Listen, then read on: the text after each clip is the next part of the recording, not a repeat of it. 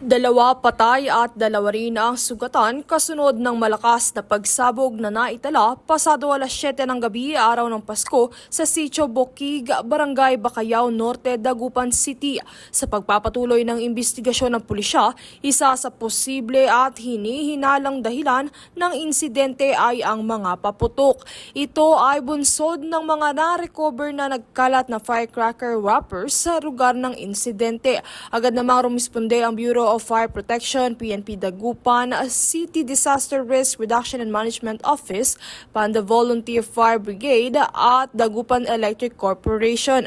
Bukod dito ay agad na kumilos ang LGU ng lugar upang tutukan at pangasiwaan ang hakbang ng mga ahensya kasabay sa pagtiyak ng mahigpit na koordinasyon habang isinasagawa ang imbestigasyon.